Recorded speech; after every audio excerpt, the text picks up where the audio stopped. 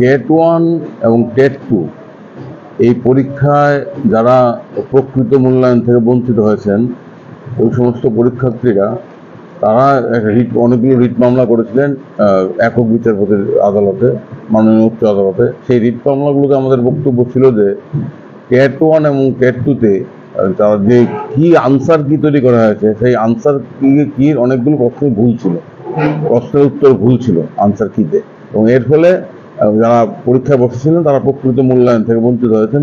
এইভাবে এই অভিযোগ করে রিট মামলাগুলো করা হয়েছিল। যাই হোক, মাননীয় একক বিচারপতি রিট মামলাগুলো খারিজ করে দিয়েছেন। সেই খারিজের আদেশের বিরুদ্ধে রিট আপিল দাখিল করা হয়েছে। রিট আপিল গোটা 10 রিট আপিল, কয়েকশো পরীক্ষার্থী তারা রিট আপিলগুলো করেছেন।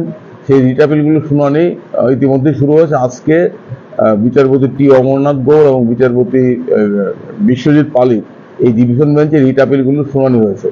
আজকে আবেদনকারীদের তরফ থেকে আমরা আমাদের বক্তব্য রেখেছি। আমরা দেখিয়েছি মাননীয় আদালতে যে টেট 1, পেপার 1 এবং পেপার 2 দুটো ক্ষেত্রেই আনসার কি যেটা জিআরবিটি পাবলিশ করেছে, না ত্রিপুরা টিআরবিটি পাবলিশ করেছে, ত্রিপুরা টিচার্স রিক্রুটমেন্ট বোর্ড, সেই আনসার কিগুলো অনেকগুলো প্রশ্ন উত্তর ভুল ছিল।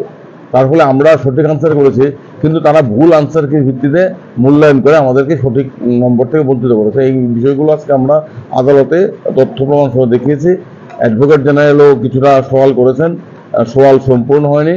আগামী 24 তারিখ আবার এই মামলাগুলো, আপিল মামলাগুলো পরবর্তী শুনানি মাননীয় উচ্চ আদালত হবে। এই ডিভিশন বেঞ্চগুলো তো 21 সনের টেট আর 23 সনে আমরা এপিল করেছিলাম। এপিল করে শুনানি শুরু হয়েছে। আজকে দীর্ঘক্ষণ শুনানি হয়েছে, তবু শুনানি সম্পূর্ণ হয়নি। আগামী 24 তারিখ পরবর্তী শুনানি আছে।